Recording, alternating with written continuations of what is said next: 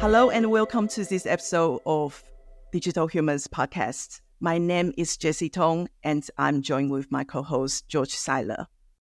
Today's episode is all about learning, and we're delighted to be joined by our guest today, Myles Runham, Senior Analyst in Digital Learning at Fosway.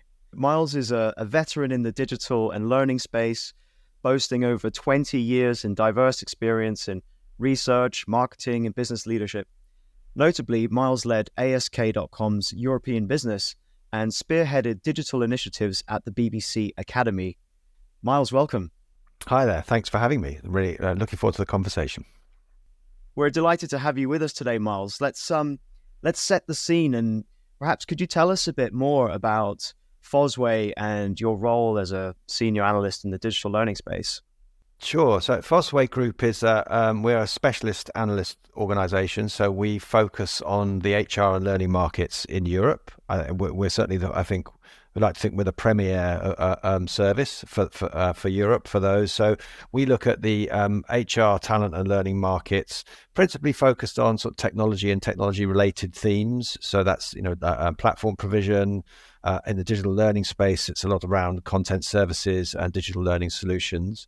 So Fosway's primary goal, I think, is to help customers navigate the market and to make the most effective and useful, valuable buying decisions. So that involves us understanding market trends, technology trends, and reviewing and understanding the vendor space so that we can sort of decode that vendor space on behalf of buyers and potential buyers so they can approach the market with greater sort of confidence and clarity. Perhaps the most notable report that's offered is a 9-grid report, which is a sort of market highlights and analysis and vendor analysis for each of the segments in our space. And I'm responsible for that digital learning segment, which sort of alongside the learning systems segment. And you're in the midst of the current evaluation, I understand, as well. That's right. We're in the thick of it for the digital learning analysis. Yes. So the analysis includes sort of data capture from a number of vendors. So about their features and functionality, about their sort of corporate and business performance. We run briefing sessions with each of the vendors to understand, sort of talk through trends and get underneath the skin a little. And then we supplement that with customer references. So we're in the thick of that now. Over the next, pretty much January and February, my life is briefing meetings at the moment, which is it's fascinating actually. It's really a really interesting part of the job. Looking forward to getting into that during this podcast. I'd say maybe as an overview question, just because it's kind of burning in terms of top of mind, is how are you seeing the customer expectations shifting and the market shifting? I mean, there's been such a rapidly evolving space in the last 12 months, certainly. So what are you seeing? Yeah, it has. I mean, and I guess, it's almost impossible to have any conversation about the digital learning market without using the words artificial intelligence. And I think that's a really interesting driver.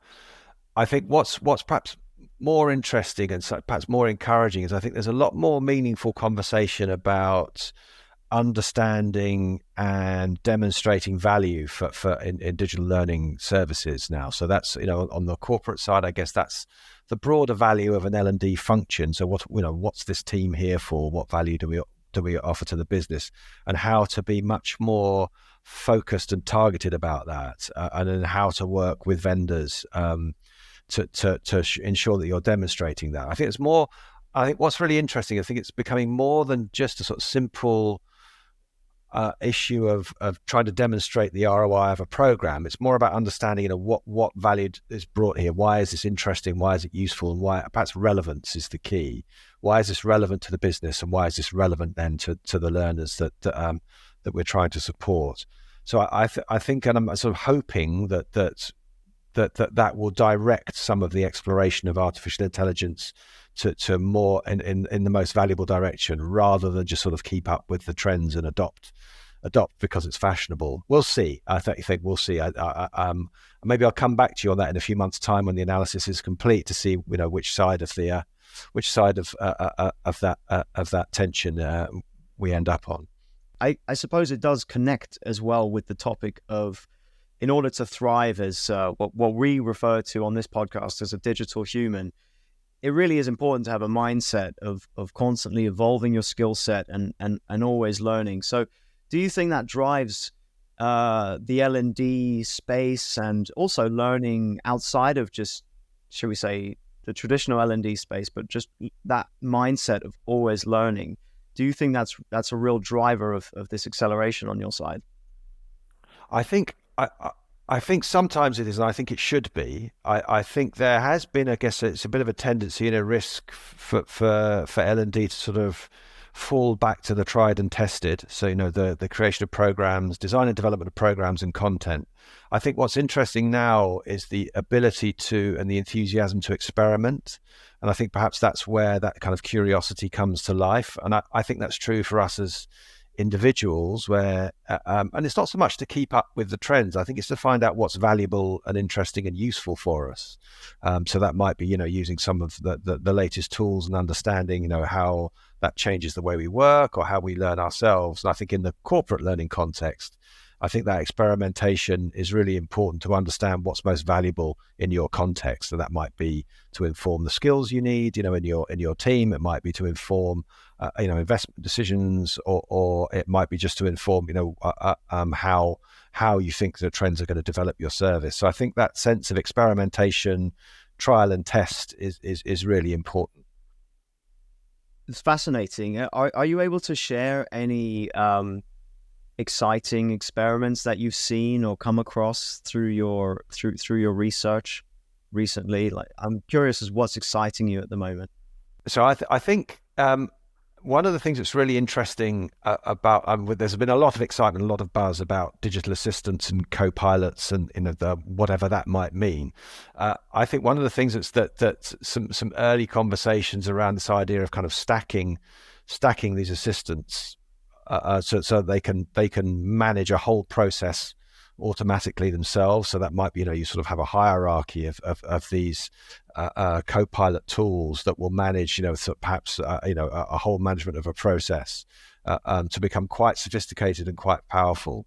That feels like it's sort of some of the early conversations around how that might change how systems are applied and managed in an organization.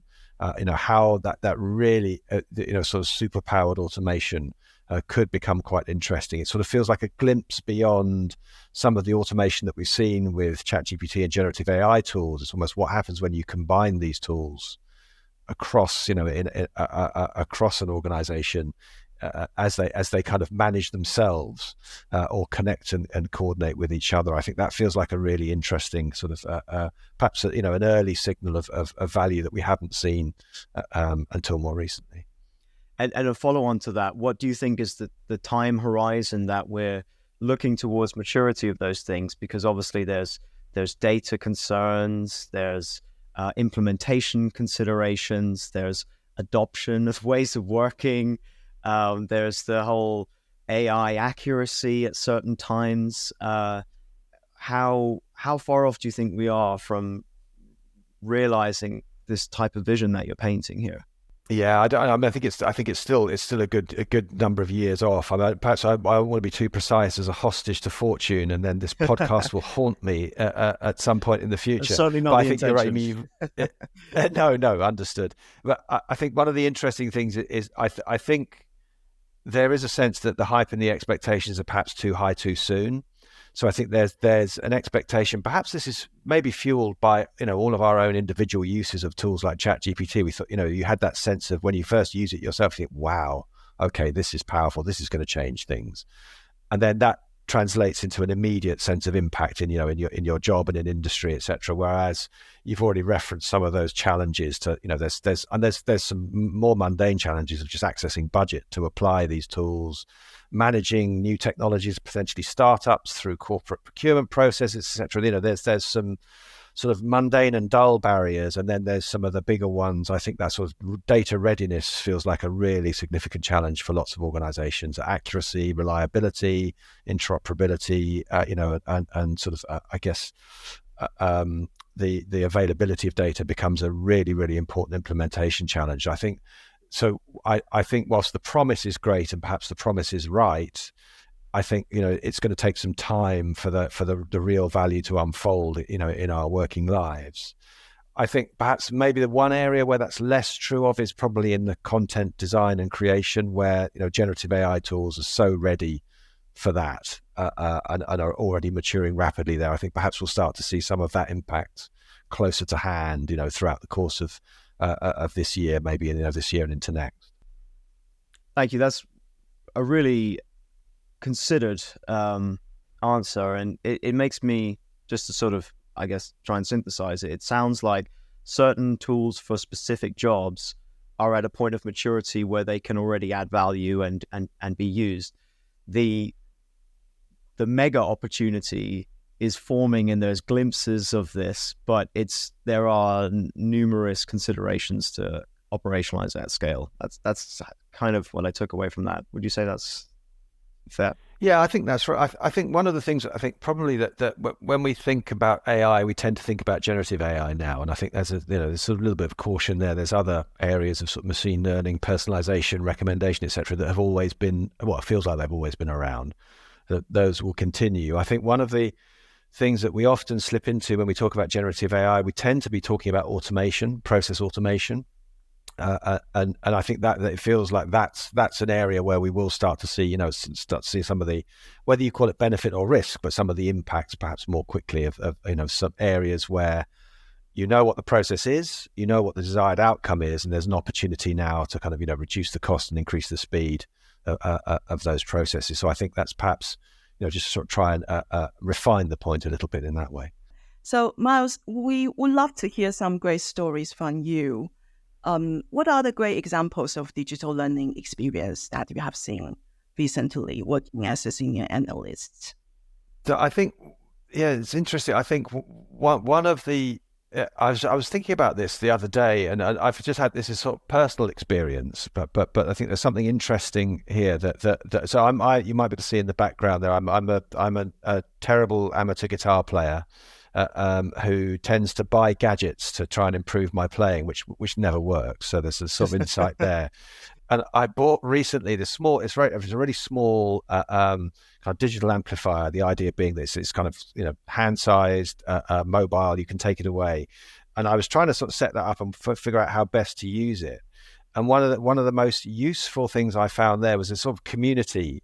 And there are these communities now all over, YouTube and TikTok. For whatever your interest is, there's a community around it. And I was thinking that's something really interesting about the power of that as now a resource that I entirely rely on to learn anything now. Is that that someone's got some insight. And I think one of the interesting things about those communities as well, and this might be particularly true of something that's more in the creative field, my guitar playing is not necessarily that creative, but is that there's no right answer. This is kind of, people are sharing their stories of I found it useful. I use it this way, and and share a little recording of that, and it helps me do these things. And I think that it's sort of that experience over the last couple of weeks has really sort of just highlighted the value of that, of what community means for us as we learn, and the fact that it's kind of global. It's entirely made up of people I would never have met. But there's all sorts of interesting signals of authority and trust in there, and real, really valuable problem solving. And it was a personal experience that made me reflect on that value of community and the way that digital has kind of has enhanced that experience. That sounds brilliant. So much easier access to knowledge, and also you can learn with the others as well, not necessarily having to go and find a teacher to learn from that particular person as well. So yeah, that's right. a great example. So another question, around the hybrid working. So after COVID, most people don't work full time at the workplace or at the office anymore. Have you seen any changes in terms of the learning? So in particular, how is the learning adapting? Yeah, I think it's interesting. I think probably. Hopefully with a slightly more sophisticated and mature response than previously. I think one of the challenges for learning and development when hybrid working arrived through the pandemic, it wasn't so much hybrid, I suppose everything went remote, that there was almost a sort of, keep the vessel afloat. Lots of organizations responded by switching to digital content and to virtual classrooms. And I think then as that experience has sort of evolved into some form of hybrid, I think there's a little bit more of a sophistication there. And I think what I'm optimistic about is that there's a better sense, a sort of better design sensibility around that solution now of what's the context, understanding the context for each individual, and then designing an experience around that, not just saying, that this is a question of distributing to hybrid audiences. This is about understanding the value in a hybrid context, using different tools. It may be, as we were just discussing, in a community content, it might be more on demand, not trying to wrap everything into content in a classroom, and being a bit more subtle. And I think there's and the market has sort of followed that need.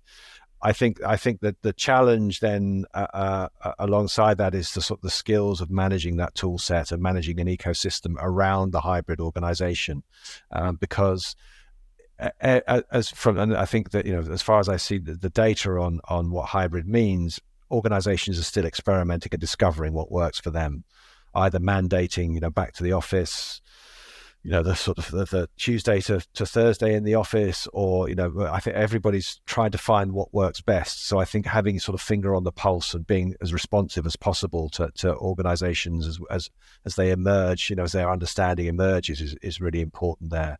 And I see that as a kind of design challenge, I think, and the best L&D services are taking a design approach to that.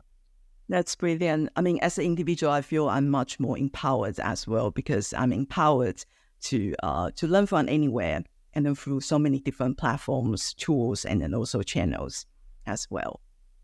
So let's talk about your BBC story. I was fascinated when I look at your profile and then understand that you spent many years working at the BBC. How different are the needs between a corporate and educational setting? Would you mind giving us a bit of the point of view on that as well? No, I think it's interesting. So I arrived at the BBC in the BBC Learning service, which is, and the BBC Learning is effectively the BBC's education service. And I arrived from the search engine industry, a very product-led organisation, into a kind of product, service and media education environment. And one of the things I found most interesting and really kind of exciting was that in the schools context, the curriculum is a brilliant environment for product development. And that might sound slightly perverse, because the curriculum is very structured and can be seen as I suppose a restriction. But one of the things that working to a curriculum allows you to do is to be very, very clear on your audience, very clear on your audience needs, and very clear on what relevant content looks like. And the most clear example of that, I think, is the success of BBC's Bite Size product. And I was very, very lucky to manage the Bite Size service with this brilliant team, with an established service, a strong brand, etc.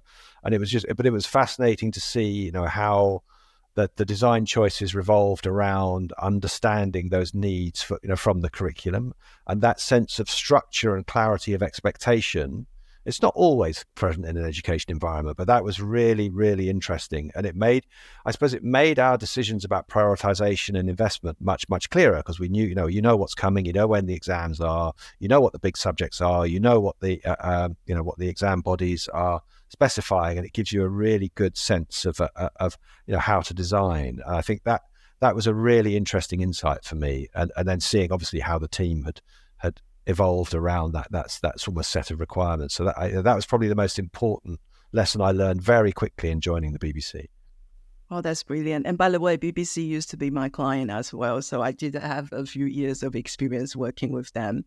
Yeah, and that was another interesting point, actually, I suppose. The BBC was really, it's perhaps less so now, but what has been right at the heart of digital content commissioning and digital service commissioning for a long time. So it's always had that sort of sense of kind of leading edge development, and has been an attractive customer for lots of agencies and suppliers. And that's a great place to be as well. You have lots of interesting conversations. You're exposed to lots of interesting ideas because of that as well, which was great. A willingness to innovate and to try new ideas and experiment. Yeah, I think there's partly an expectation as well. My time at the BBC is a little distant now, so I'm not sure the extent to which it's still true.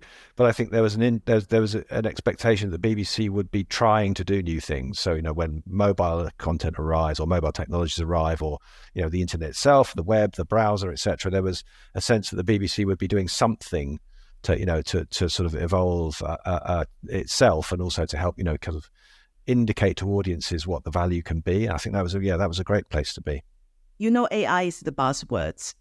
Most of the software companies, they are talking about AI, and then also a lot of organizations, they are trying to understand AI. So in your view, what would be the impact of AI?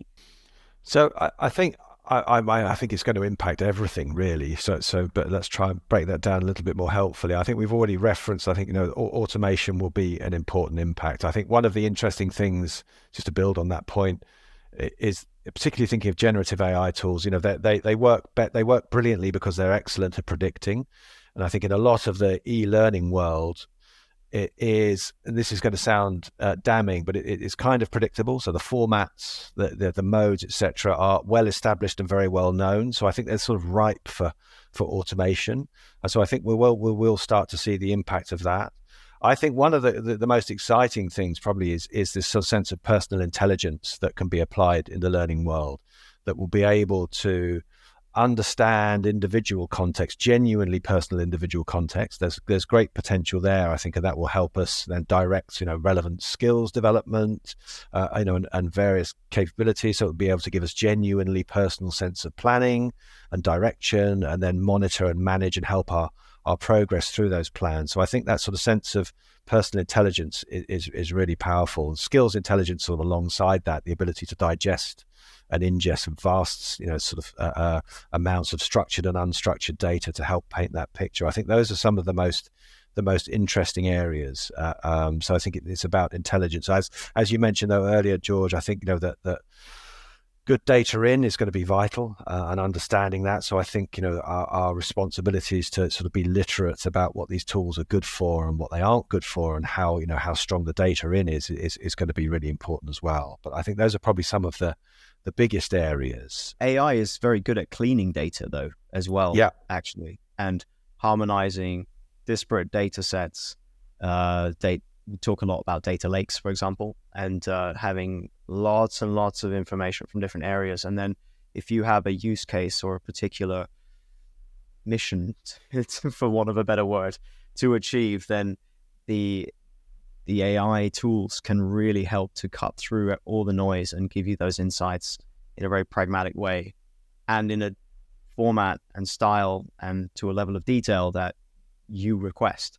So it is really, it's very exciting when done right. Yeah, I think that's right. I think it makes the task of being a good data analyst much more achievable. Perhaps, for those of us who might not have that background, I think it becomes much more readily available. I think, which is going to be really interesting. Yeah, those days of using Excel only is gone, right? So you will not have to do so much of the heavy lifting anymore. And that's a great news, right, for us all. Yeah, that's right. Yeah, absolutely. So should we talk about what good looks like? I mean, Myles, in your view, how to build a really effective digital learning program? What are the must-dos, for those people who are building their internal learning programs?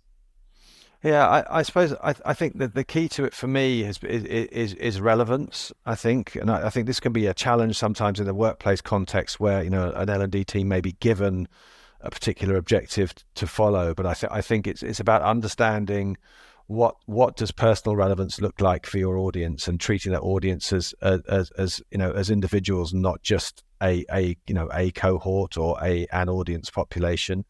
And I think to understand that relevance, then I think a lot of it's about that sort of the design discipline of thinking through up front, understanding motivations and attitudes and what the real needs are, and not making assumptions there. So that's about sort of research and analysis if you have the time. And I think one of the things that then this is probably from my search engine days, that I think is really, really important is trying to find time and space to prototype and test, to check your thinking and work out what does a relevant experience look like, and understand that response. So I think a lot of this is really, it's not necessarily a technology challenge and a technology solution. It's a design challenge and a design solution. And it's not just about instructional design, it's about genuine sort of design thinking. And that might include now neuroscience, or it might include behavioral science, etc. but bringing that understanding and discipline together sort of to be as sharp and relevant as possible. I think that's the key. We're going to do this in every episode of our podcast, where we ask our guests, if you look ahead into the next 5 years, what will it mean to be a digital human? And I think in the context of our conversation now, it'd be really interesting to gain your thoughts, particularly from a learning point of view, and for anyone out there that's looking at where should I be focused on my development, or how can I augment my skill set to prepare for the world that we're moving towards. Yeah, it's interesting, isn't it? It feels like it's always been important to understand how tools work. And I don't just mean sort of technology, but I think how sort of how the business of the economics of these tools work, because I think that feels like that's a lot of the driver for this. And I feel that we owe it to ourselves to sort of try and stay on top of that. We don't necessarily need to be experts, but I think keeping pace with what these tools are, who's using them, who's making them available, why are they doing that, to be a little bit smarter about those questions, I think feels really important. I think being aware behind that, being sort of literate about our own data, feels like a really important survival technique, but also to take better decisions for ourselves. I'm saying these things because I'm trying to do that for myself now, thinking, okay, well, what is really going on here, and why is it important? Why is it important to me? And I think one of the things that I think that on the provider side, I think that's becoming really significant, particularly in the learning context, is how high expectations are now of how well understood we believe we should be. So I think we're expecting really to be really well known, and it's an interesting balance. We expect to be really well known by the tools and the providers of the tools that we use, but we're also balancing that with, well, how do they know us that well? And it's slightly sort of interesting tension between the data we give up, or the data that's discovered about us, that powers how well we're known and how great those experiences are and how we feel about that. And I think that feels like something that we all need to be kind of, as smart as possible about. Don't take anything for granted. If something's free, then how and why is it free? Those are the kind of questions that are preoccupying me now, as sort of approaching, the next chapter as we seem to accelerate even faster into this sort of technology future. Absolutely. Wise counsel there. Hopefully. Myles, thank you so much for joining us today. It's been a pleasure to hear your story and your insights. And we want to thank everyone for listening to the Digital Humans podcast. Thank you so much. Thank you, everyone.